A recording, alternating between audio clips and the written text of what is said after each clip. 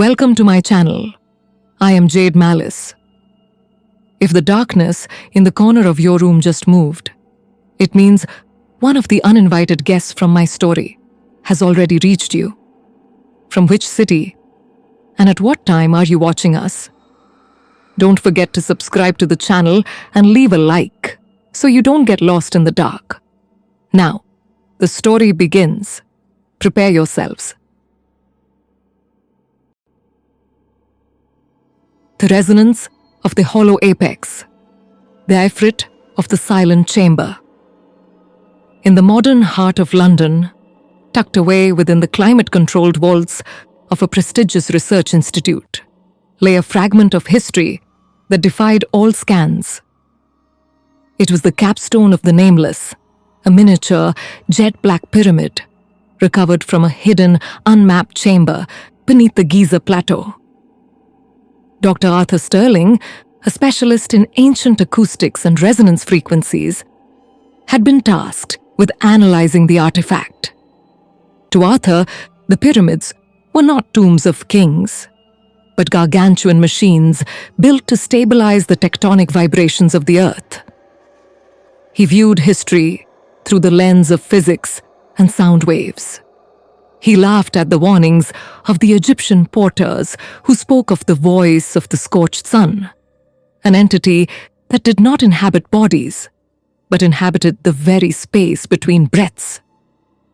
He was a man of math and vibration, until he placed the capstone into a high-frequency resonance chamber. The artifact was sealed with ancient lead rivets, etched with jagged runes that began to vibrate with a rhythmic, suffocating heat that no cooling system could neutralize. The evening sky over the Thames was a dull, heavy grey, but inside the laboratory, the atmosphere shifted into something predatory. The air, typically smelling of sterile filters and copper, became instantly parched, thick with the acrid scent of ancient sulfur, charred cedar, and a metallic tang of blood that began to ooze from the very grain of the stone, staining the white laboratory floor a steaming crimson. The digital readouts on Arthur's monitors began to glitch, flickering with fiery glyphs that defied any known programming language. This must be an anomalous piezoelectric discharge caused by the pressure of the chamber, Arthur muttered, though his lungs burned with every breath, as if he were inhaling invisible, glowing ash. But his eyes widened in absolute terror when he checked the ultrasonic feedback. The sound waves were not reflecting. They were being consumed. His own shadow on the wall detached itself, growing eyes of blue magma that pulsed with a hatred spanning 10 millennia. From the lead-sealed rivets of the stone, a dense, living mass of black smoke began to pour, a vortex of embers that coiled around the building's structural steel beams like glowing chains. From this darkness emerged an Ifrit, a genie of the scorched plague, whose essence had been bound to the pyramid's geometry by high priests long before the first dynasty had even risen. The Ifrit did not seek to inhabit Arthur's body. Its presence was so cataclysmic that the glass cases and steel equipment began to warp and melt like wax. The genie's magic manifested as a network of burning threads that shot through the city's radio towers and cellular networks, connecting its essence to every speaker and microphone in the country. You thought your boxes of glass and lead could contain the original roar. Little scribe of dust! The Ifrit's voice thundered, a vibration that shattered every window pane in the district. I do not need your flesh as a gate. This pyramid is my throat. I will transform every sound, every word, and every frequency of this city into a conductor of black flame. I will burn the world through the very air you use to speak. The genie began the liturgy of the screaming horizon, a sorcery designed to transmute sound waves into physical fire. However, the ending took a turn the Ifrit never anticipated.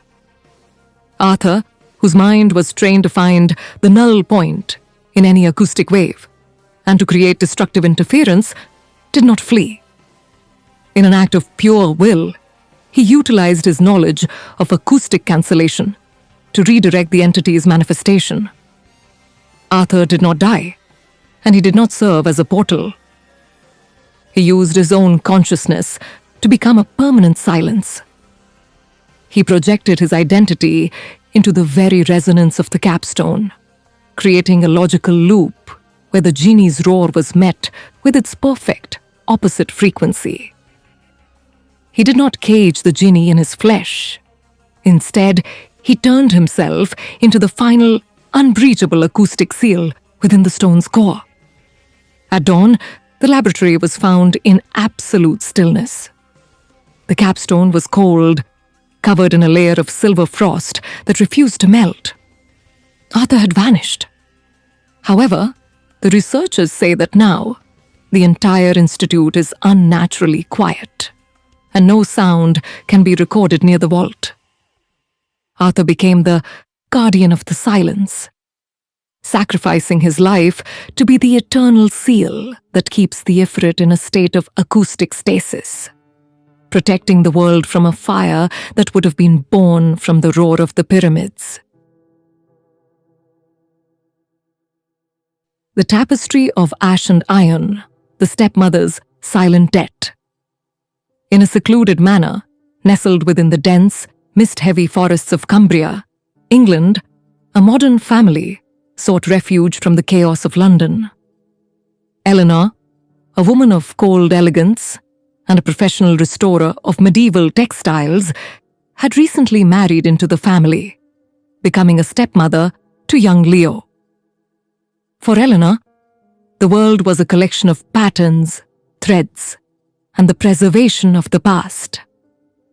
She had no patience for the local folklore regarding the Hollow Weaver, a legend of a genie that traded warmth for eternity. She was a woman of logic and silken fibers until she discovered a hidden chamber behind the nursery's oak paneling. Inside lay an ancient, lead-weighted loom, its frame made of blackened iron and its threads glowing with a rhythmic, suffocating heat. The English evening was damp and biting, but inside the nursery, the atmosphere turned predatory. The air, which usually smelled of lavender and old wood, became instantly parched, thick with the acrid scent of ancient sulfur, charred cedar, and a metallic tang of blood that began to seep from the iron frame of the loom, staining the floorboards a steaming crimson. The digital humidity sensors in the room began to malfunction, flickering with fiery glyphs that defied any known programming language. This must be a chemical reaction caused by the oxidation of the lead weights, Eleanor muttered, though her lungs burned with every breath, as if she were inhaling invisible, glowing ash. But her eyes widened in absolute terror when she saw her stepson, Leo, standing by the loom. He wasn't crying. He was staring into the void. His shadow had detached from his feet, growing eyes of blue magma that pulsed with a hatred spanning 10 millennia. From the lead-bound weights, a dense, living mass of black smoke began to pour, a vortex of embers that coiled around the nursery's beams like glowing chains. From this darkness emerged an Ifrit, a genie of the scorched desert, whose essence had been bound to this loom by sorcerers centuries before the manor was built. The Ifrit did not seek to inhabit Eleanor's body, nor Leo's. Its presence was so cataclysmic that the stone walls of the manor began to warp and melt like wax. The genie's magic manifested as a network of burning threads that shot through the manor's foundation and into the very soil of the English countryside, connecting its essence to the life force of the surrounding forest. You thought your silken threads and leaden weights could suppress the original roar. Little weaver of dust. The Ifrit's voice thundered, a vibration that shattered the porcelain dolls on the shelves. I do not need your flesh as a gate. This loom is my nervous system. I will transform every bond, every family tie, and every heart in this valley into a wick for my final bonfire. I will burn the world through the very love you use to bind it together. The Jinni began the Liturgy of the Severed Bond, a sorcery designed to transmute human emotion into physical, supernatural fire. However, the ending took a turn the Ifrit never anticipated. Eleanor, whose mind was trained to repair the most delicate of weaves and to calculate the tension of 1,000 threads, did not flee. In an act of pure will, she utilized her knowledge of structural reinforcement to redirect the entity's manifestation. Eleanor did not die, and she did not serve as a portal. She used her own consciousness to become a permanent weave. She projected her identity into the molecular structure of the iron loom, creating a logical knot where the Jinni was perpetually weaving its own imprisonment, unable to extend its flames beyond the frame. She did not cage the Jinni in her flesh. Instead, she turned herself into the final, unbreachable seal within the ancient machine. At dawn, the manor was found in absolute stillness. The loom was cold, its iron frame covered in a layer of silver frost that refused to melt in the morning sun. Eleanor had vanished. Leo was found safe, but he spoke of a new mother who lived inside the walls, keeping the air cool and the shadows still. Eleanor became the guardian of the loom, sacrificing her life to be the eternal seal that keeps the Ifrit in a state of suspended stasis. She remains there, in the silence of the iron threads, protecting the world from a fire that would have been born from the heart of a home.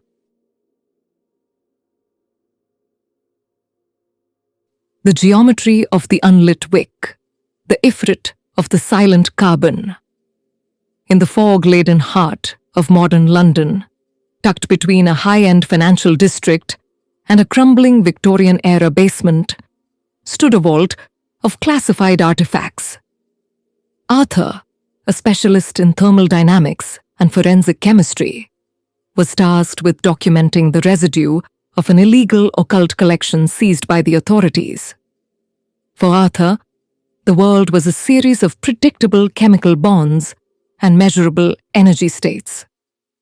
He dismissed the anxious warnings of the precinct's night watchman about the cold combustion, a phenomenon where objects would vanish into ash without ever catching fire. He was a man of carbon dating and spectral analysis, until he uncapped a lead-lined cylinder containing a single, oversized black candle. It wasn't made of wax. It was a dense, non-reflective material that felt like frozen smoke, engraved with jagged runes that vibrated with a rhythmic, suffocating heat.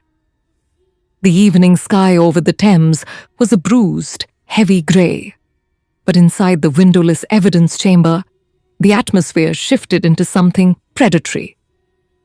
The air, typically smelling of sterile ozone and old paper, became instantly parched, thick with the acrid scent of ancient sulfur, charred cedar, and a metallic tang of blood that began to weep from the very wick of the unlit candle, staining the steel table a steaming crimson.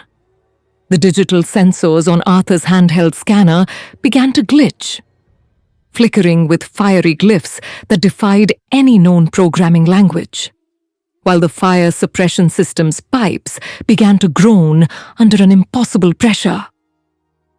This Must be a chemical reaction to the pressurized lead casing, Arthur muttered, though his lungs burned with every breath, as if he were inhaling invisible, glowing ash. But his eyes widened in absolute terror when he checked his thermal camera. The screen showed that the heat was not coming from the candle, but from his own shadow. It had detached itself from his feet, growing eyes of blue magma that pulsed with a hatred spanning 10 millennia. From the unlit wick of the black candle, a dense, living mass of black smoke began to pour. A vortex of embers that coiled around the wall's support beams like glowing chains. From this darkness emerged an Ifrit, a jinni of the scorched voids, whose essence had been bound to that carbon structure by sorcerers long before the city was ever built. The Ifrit did not seek to inhabit Arthur's body.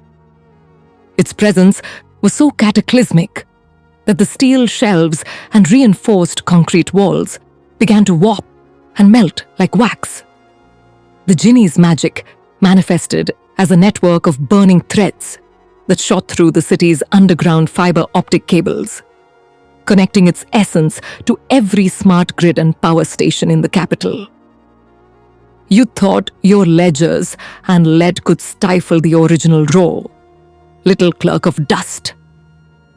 The Ifrit's voice thundered, a vibration that shattered the lenses of Arthur's gear. I do not need your flesh as a gate. This candle is my anchor, and your city is my fuel. I will transform every light, every screen, and every heart in this metropolis into a spark for my final inferno. I will burn the world through the very light you use to banish the dark. The genie began the Liturgy of the Eternal Midnight, a sorcery designed to transmute the city's electricity into physical, supernatural fire. However, the ending took a turn the Ifrit never anticipated. Arthur, whose mind was trained to calculate the precise point of thermodynamic equilibrium and kill switches for runaway reactions, did not flee. In an act of pure will, he utilized his knowledge of carbon sequestration to redirect the entity's manifestation. Arthur did not die, and he did not serve as a portal. He used his own consciousness to become a permanent thermal sink. He projected his identity into the molecular structure of the black candle itself, creating a logic trap where the jinni was perpetually burning, but never allowed to consume its wick. He did not cage the jinni in his flesh. Instead, he turned himself into the final, unbreachable chemical seal within the carbon's core. At dawn, the vault was found in absolute stillness. The black candle was cold, its surface covered in a layer of silver frost that refused to melt. Arthur had vanished. However, the police say that now, the building's power never fails. There was strange, rhythmic humming can be heard near the vault. Arthur became the guardian of the flame, sacrificing his life to be the eternal seal that keeps the Ifrit in a state of suspended stasis. He remains there, in the silence of the black wax, protecting the world from a fire that would have been born from the unlit wick. As the resonance of the empty vault, the Ifrit of the silent stone.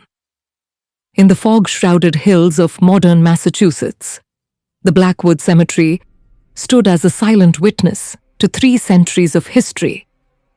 Marcus, a specialized forensic architect, was hired to investigate a structural anomaly in the cemetery's oldest section. For Marcus, death was a matter of soil density, granite erosion, and underground cavities. He had no patience for the local legends about the unfed hunger that supposedly dwelt in the hollow spaces where bodies refused to rot. He was a man of blueprints and ground-penetrating radar. until he discovered a hidden vault beneath a collapsed mausoleum. The vault was not empty because of grave robbers. It had been built to be empty. It was a chamber of reinforced iron, sealed with layers of ancient lead, and etched with jagged, weeping runes that vibrated with a dry, suffocating heat. The autumn evening was cold and damp, but as Marcus stepped into the hollow chamber, the atmosphere shifted into something predatory. The air, typically smelling of wet earth and moss, became instantly parched, thick with the acrid scent of ancient sulfur, charred cedar, and a metallic tang of blood that began to seep from the very pores of the stone walls, staining his equipment a steaming purple. The digital displays on his radar began to glitch, their screens flickering with fiery glyphs that defied any known programming language. This must be a localized gas leak causing visual distortion, Marcus whispered, though his lungs burned with every breath, as if he were inhaling invisible, glowing ash. But his heart nearly stopped when he looked at the high-definition monitor of his scanner. The device showed that the empty vault was occupied by a massive, non-corporeal entity of pure thermal energy. From the lead-sealed floor, a dense, living mass of black smoke began to pour, a vortex of darkness that coiled around the iron supports like glowing chains. From this abyss emerged an Ifrit, a jinni of the scorched wasteland, whose essence had been bound to this void long before the first grave was dug. The forensic excavation had shattered the energetic seal that kept the creature in its stasis of the hollow. The Ifrit did not seek to possess Marcus's body. Its presence was so cataclysmic that the granite monuments and steel fences above began to warp and melt like wax. The jinni's magic manifested as a network of burning threads that shot through the cemetery's subterranean mineral veins, connecting its essence to the very foundation of the nearby town. You thought your boxes of stone could contain the original drought? Little measurer of graves! The Ifrit's voice thundered, a vibration that shattered the lenses of Marcus's goggles. I do not need your flesh as a gate. This empty grave is my throat. I will transform every hollow space, every basement, and every heart in this land into a conduit for my final pyre. I will burn the world through the very emptiness you fear. The jinni began the liturgy of the eternal absence, a sorcery designed to transmute the vacuum of the empty vault into physical, all-consuming fire. However, the ending took a turn the Ifrit never anticipated.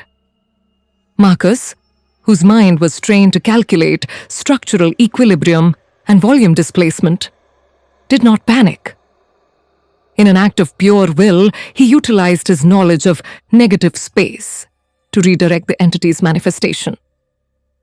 Marcus did not die, and he did not serve as a portal.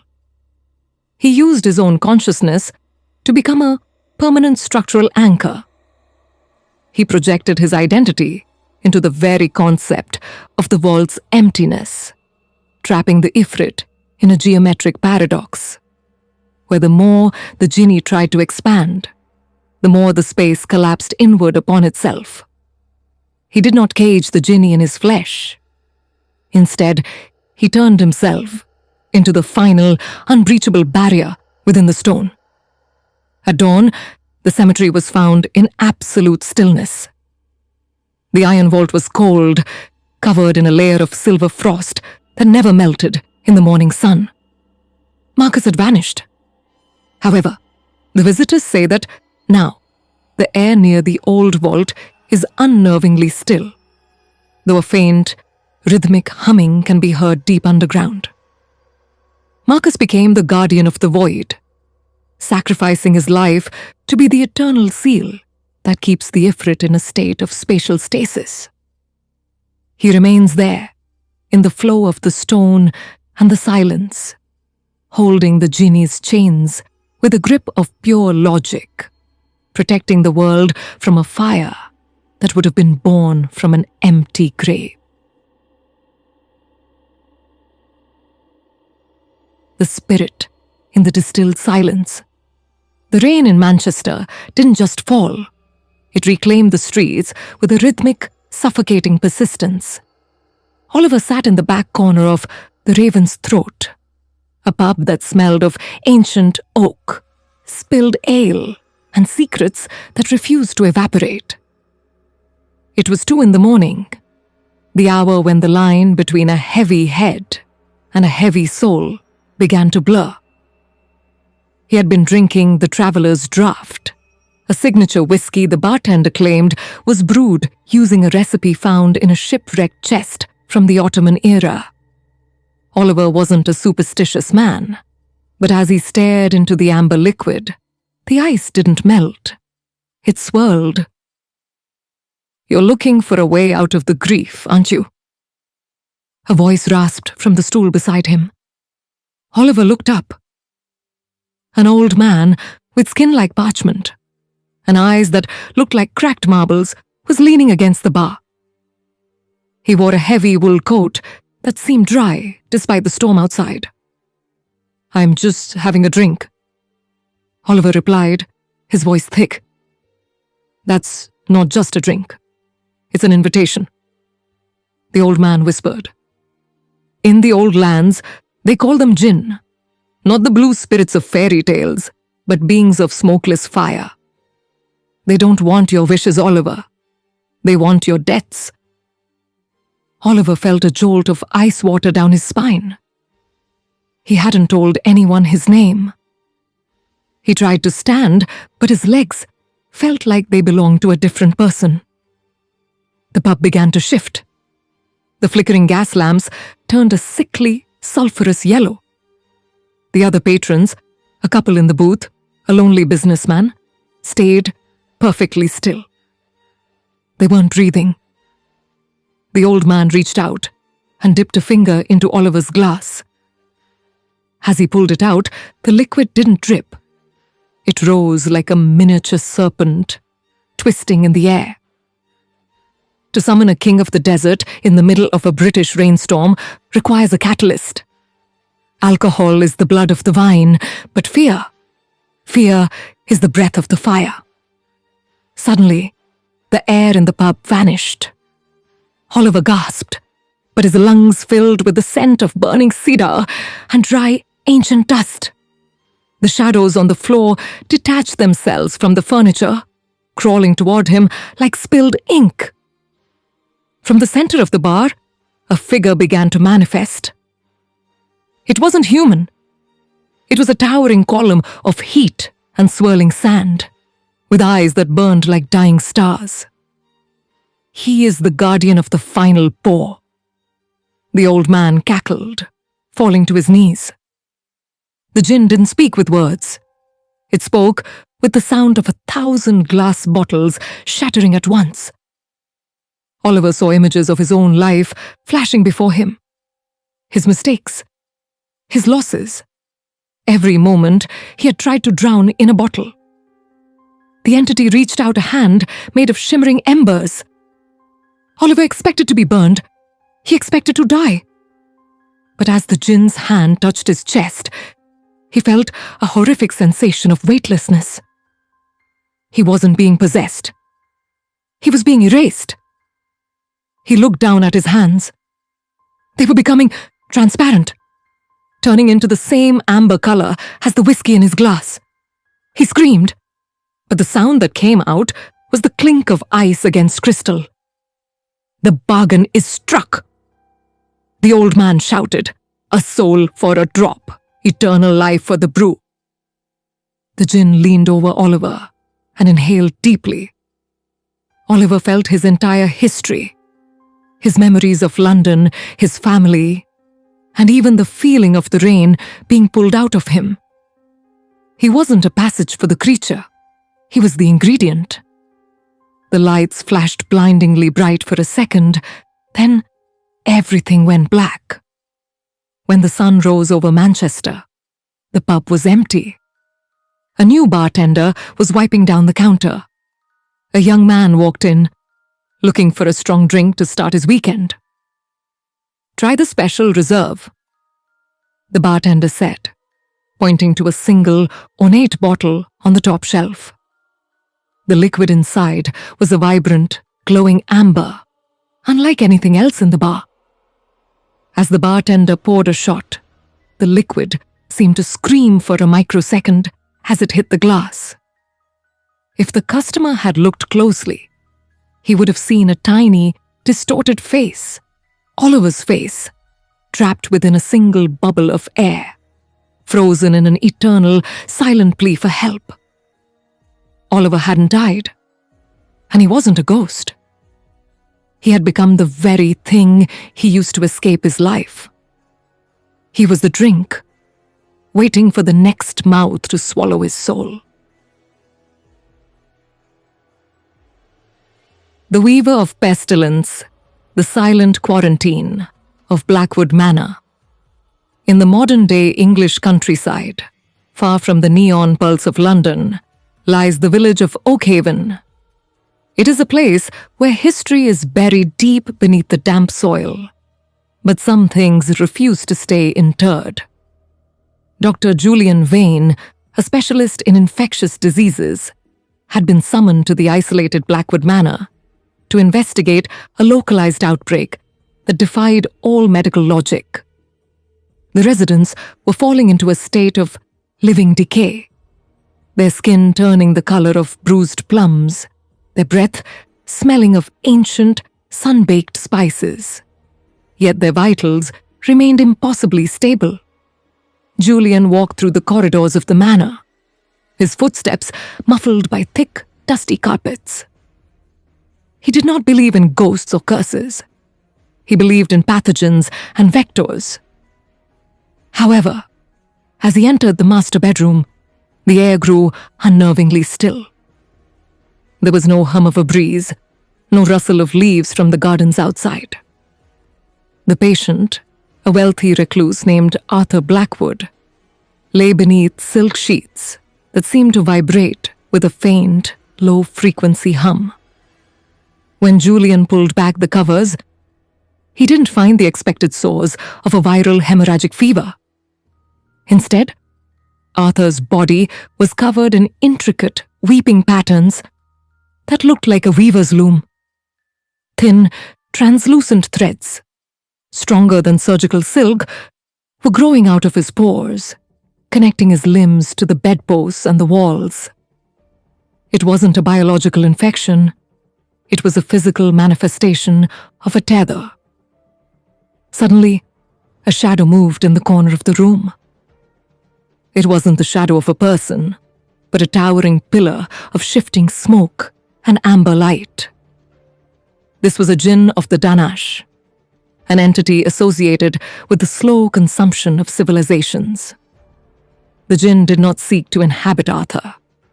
It was using the man's lingering life force to weave a pestilence veil. The illness wasn't meant to kill the villagers. It was meant to preserve them in a state of eternal, agonizing stagnation, so the jinn could feed on the energy of their unfulfilled deaths. Julian reached for his medical bag, but his fingers felt heavy, as if moving through honey. The jinn's presence wasn't a gas or a spirit. It was a distortion of reality itself. The entity spoke, its voice a cacophony of cracking stone and desert winds that resonated directly inside Julian's skull. You seek to cure what is not a disease. The jinn vibrated. You fight the symptoms of a debt that was signed in blood 3 centuries ago. This house was built on a promise of longevity, and now the interest must be paid in breaths. The translucent threads began to spread toward Julian. He realized with horror that the outbreak was actually a biological web. The jinn was a master weaver, and the village of Oakhaven was its tapestry. The magic was an ancient form of binding, where death was delayed indefinitely to create a reservoir of perpetual suffering.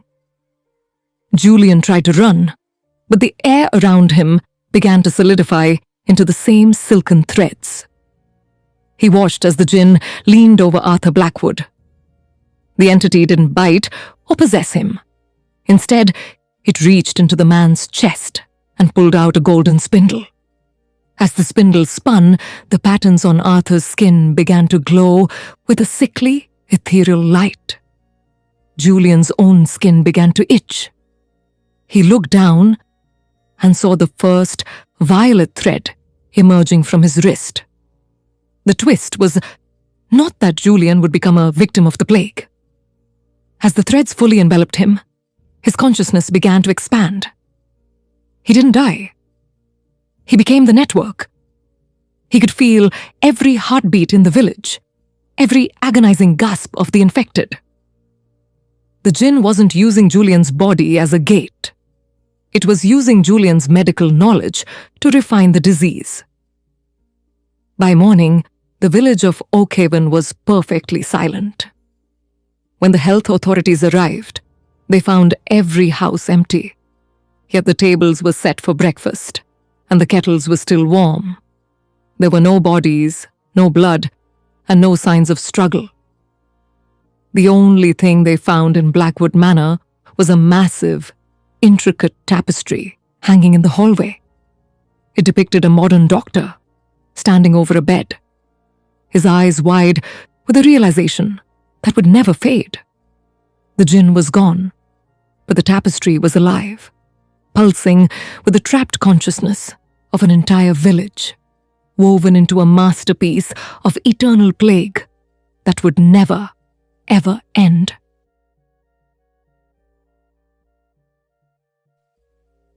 The residue of departed souls, the Ifrit of the stained gurney. In the sterile fluorescent labyrinth of a modern Chicago trauma center, the air usually smelled of ozone and industrial bleach. Julian, a nocturnal sanitation specialist with an obsession for chemical purity, worked the graveyard shift. To Julian, death was merely a biological mess, a series of stubborn stains and discarded fluids. He mocked the nurse's whispers about the pale passenger. A shadow said to linger on equipment that had seen too much agony.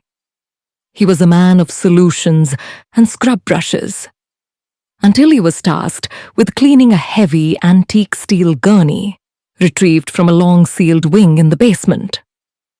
The gurney was encrusted with a dark, crystalline residue that resisted every solvent, and its metal frame vibrated with a rhythmic, suffocating heat that made the very air warp. The night over the city was suffocatingly humid, but inside the decontamination room, the atmosphere turned predatory. The air, typically sharp with the scent of pine cleaner, became instantly parched, thick with the acrid stench of ancient sulfur and a metallic tang of blood that began to boil upward from the stains on the gurney's mattress. The red liquid didn't just pool. It began to form jagged, glowing symbols that burned into the linoleum floor. The digital heart monitors on the wall began to pulse with erratic, fiery glyphs that defied any known medical telemetry. "This is just a high-concentration protein reaction with the alkaline cleaner," Julian muttered, though his lungs scorched with every breath, as if he were inhaling invisible, glowing ash. But his eyes widened in absolute terror when he looked into the polished chrome of the gurney's rail. His reflection was melting into a silhouette of black smoke, with eyes of blue magma that pulsed with a hatred spanning 10 millennia. From the stained mattress, a dense, living mass of soot began to pour, a vortex of embers that coiled around the room's ventilation ducts like glowing chains. From this darkness, emerged an Ifrit, a jinni of the scorched earth, whose essence had been bound to the suffering of the dying long before the hospital was built. The heavy layers of filth on the gurney had acted as a seal, and Julian's cleaning chemicals had inadvertently triggered the final unbinding. The Ifrit did not seek to inhabit Julian's body. Its presence was so cataclysmic that the stainless steel tables and surgical tools began to warp and liquefy like hot wax. The jinni's magic manifested as a network of burning threads that shot through the hospital's medical gas lines, connecting its essence to every oxygen mask and ventilator in the building. You thought your bleaches could erase the memory of the end, little scrubber of shadows. The Ifrit's voice thundered, a vibration that shattered the glass medicine cabinets. I do not need your flesh as a gate. This gurney is my chariot. I will transform every drop of sickness in this city into a fuel for my pyre. I will burn the world through the very pain you tried to wash away. The jinni began the liturgy of the final breath, a sorcery designed to transmute the hospital's oxygen supply into physical fire. However, the ending took a turn the Ifrit never anticipated. Julian, whose mind was trained to isolate hazardous spills and maintain airtight containment, did not flee. In an act of pure will, he utilized his knowledge of catalytic neutralization to redirect the entity's manifestation. Julian did not die, and he did not serve as a portal. He used his own consciousness to become a permanent chemical stabilizer. He projected his identity into the very molecular structure of the stains on the gurney, trapping the Ifrit in a state of eternal suspension. He did not cage the jinni in his flesh. Instead, he turned himself into a living coat of armor, a frozen, microscopic barrier that neutralized the Ifrit's heat. At dawn, the room was found in absolute silence. The gurney was cold, covered in a layer of silver frost that refused to melt. Julian had vanished. However, the doctors say that now the hospital has the lowest mortality rate in the country, though patients often report feeling a comforting, icy breeze during their darkest hours. Julian became the guardian of the stained steel, sacrificing his life to be the eternal seal that keeps the Ifrit in a state of chemical stasis. He remains there, in the residue and the metal, protecting the world from a fire that would have been born from the agony of the dying.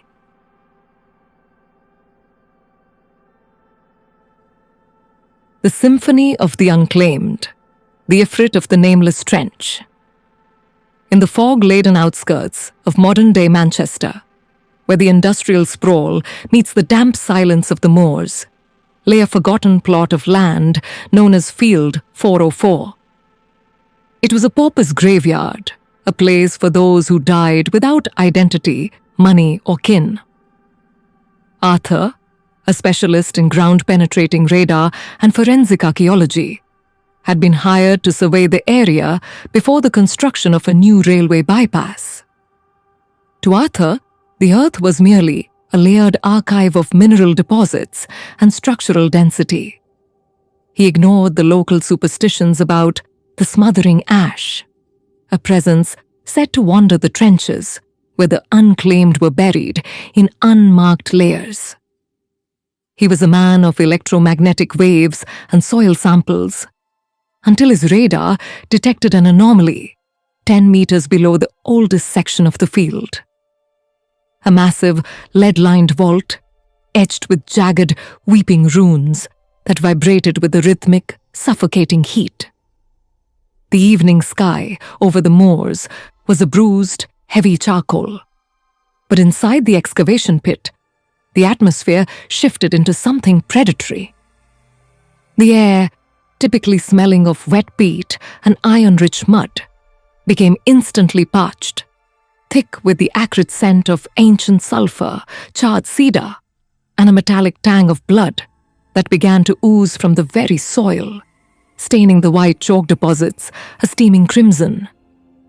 The digital interface on Arthur's tablet began to glitch, flickering with fiery glyphs that defied any known programming language, while his sensors failed to register the sudden, blistering heat radiating from the trench. This must be a thermal reaction caused by the oxidation of subterranean phosphorus pockets, Arthur muttered, though his lungs burned with every breath, as if he were inhaling invisible, glowing ash. But his eyes widened in absolute terror when he saw his own shadow on the muddy wall of the pit. It had detached itself from his boots, growing eyes of blue magma that pulsed with hatred spanning 10 millennia. From the lead-etched vault, a dense, living mass of black smoke began to pour, a vortex of embers that coiled around the excavator's mechanical arm like glowing chains.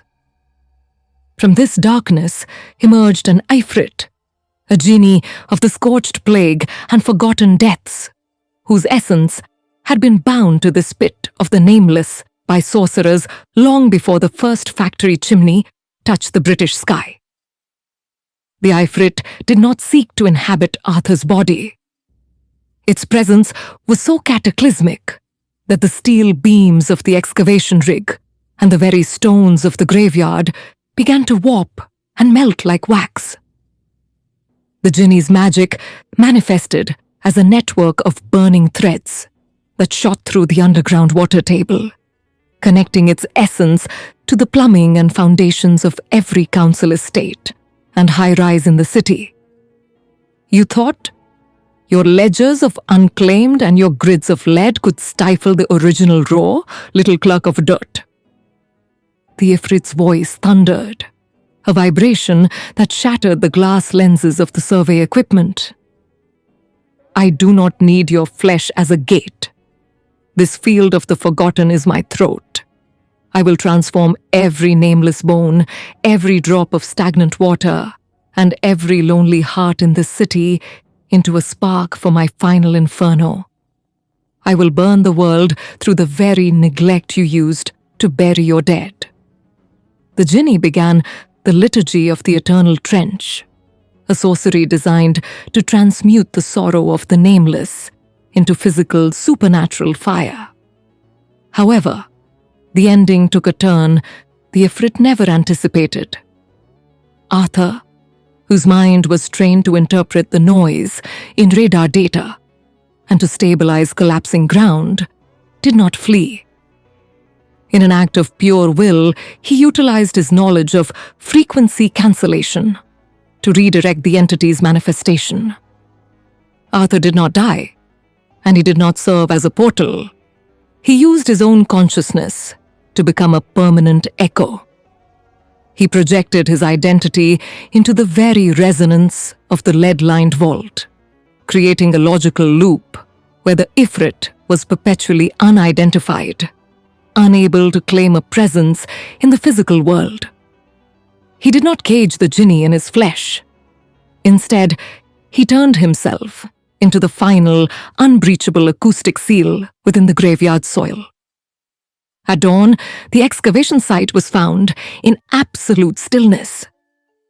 The mud was cold, covered in a layer of silver frost that refused to melt in the morning light. Arthur had vanished. However, the construction workers say that now the ground in field 404 feels unnaturally stable, though a strange, rhythmic humming can be heard deep beneath the trenches. Arthur became the guardian of the unclaimed, sacrificing his life to be the eternal seal that keeps the Ifrit in a state of suspended stasis. He remains there in the silence of the earth, protecting the world from a fire that would have been born from the graveyard of the forgotten. The fermentation of ancient wrath, the Ifrit of the Black Cellar. In the rural outskirts of modern-day Oregon, nestled deep within a valley where the fog clings to the pines like a shroud, stood an isolated estate owned by Julian. A world-renowned sommelier and collector of rare antiquities, Julian viewed life through the prism of chemistry and vintage. To him, the earth was merely a supplier of soil minerals, and history was something to be bottled and corked. He mocked the local legends of the dry harvest, a tale whispered by the townspeople about a presence in the valley that turned water to ash whenever the moon hid its face. He was a man of logic and refined taste, until he decided to excavate a collapsed section of his 19th century cellar. Behind a wall of rotting limestone, he discovered a vault sealed with heavy lead plates, engraved with jagged, pulsing cuneiform symbols that radiated a dry, suffocating heat. The night over the valley was unnervingly silent, but inside the damp cellar, the atmosphere transformed into something predatory. The air, typically smelling of oak barrels and damp earth, became instantly parched, thick with the acrid scent of ancient sulfur, charred cedar, and a metallic tang of blood that began to seep from the corks of his most expensive wines, staining the labels a steaming purple.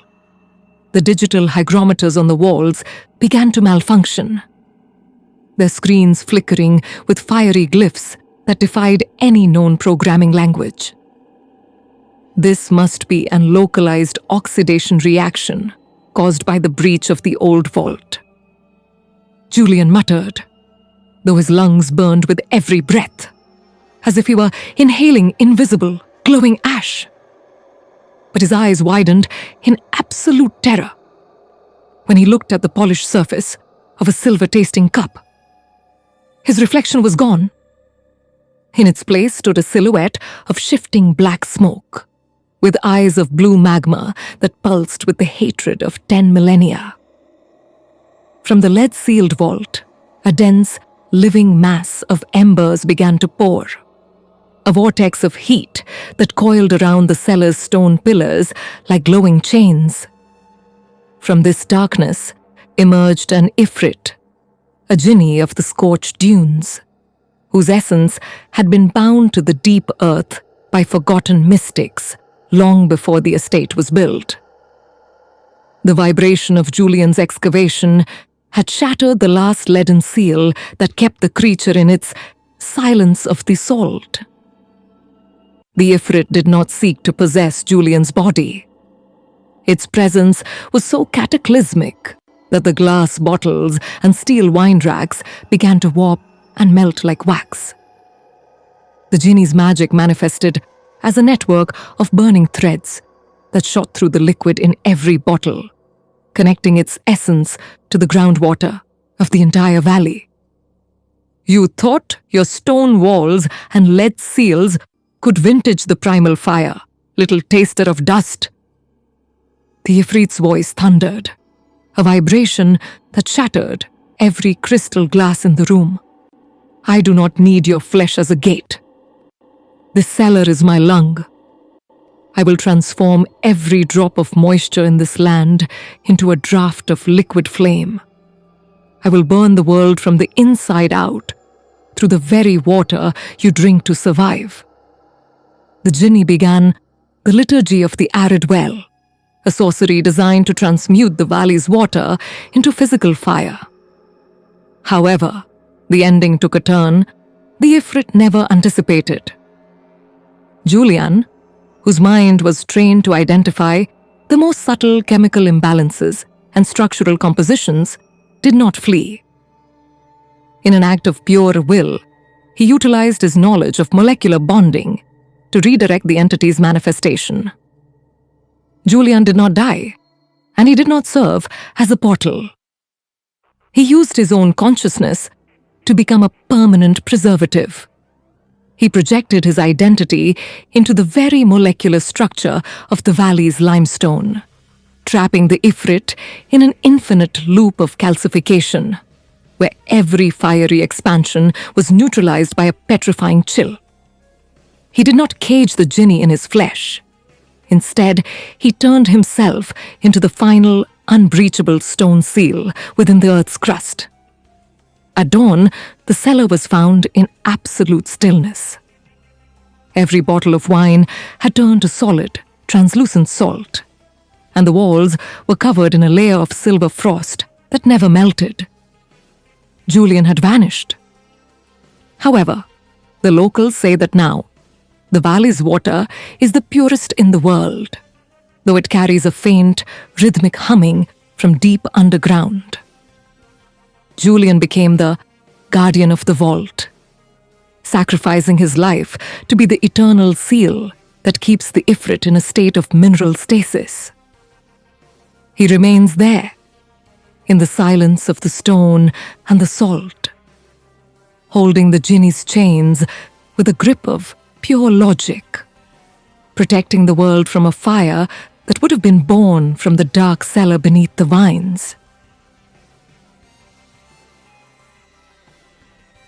The sinews of the silent ward, the patient who never arrived.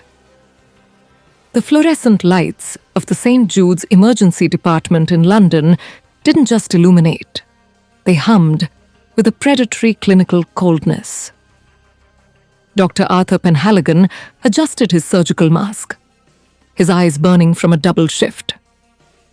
The ER was uncharacteristically quiet, the usual chaos replaced by a thick, stagnant silence that felt like a physical weight against his chest. It wasn't the silence of peace, but the silence of an intake of breath before a scream. In the heart of the modern medical wing, where monitors beeped like mechanical hearts, Arthur felt a shift in the atmosphere. The scent of antiseptic began to warp, replaced by the cloying, sweet stench of ancient cedar and dried bile. He checked the patient logs on his tablet. The screen flickered, the digital ink bleeding into symbols that looked like hooked thorns. These were not errors. They were the sigils of the Jinn of Dissolution, entities that Arthur's occult-obsessed mentor, Professor Morrison, had once warned him about. These beings didn't haunt graveyards. They haunted the places where life and death negotiated their final terms. Trauma Room 4. A voice crackled over his headset. It was distorted, sounding like stones grinding together underwater. Unidentified male, multiple fractures, no heartbeat. Arthur hurried to room 4. The sliding glass doors hissed open, but the gurney was empty. Yet, the heart monitor was active. A jagged, impossible rhythm danced across the screen. A sequence of pulses that spelled out a name in a forgotten tongue. The air in the room grew heavy, the humidity rising until the walls began to sweat, a dark, viscous fluid that smelled of copper. Suddenly, the surgical instruments on the stainless steel tray began to vibrate. Scalpels and forceps rose into the air, dancing on invisible threads of static electricity. Arthur tried to back away, but his feet were fused to the linoleum. He looked down and saw that the floor wasn't just wet. It was turning into a shimmering black void that mirrored a sky without stars. "We do not seek the vessel, Doctor." A voice resonated from the empty gurney, cold as a scalpel's edge. "We seek the architecture of the pain itself." A silhouette manifested in the center of the room. A jinn forged from the very essence of trauma and shadow. It didn't have a face, only a shifting vortex of surgical steel and smoke.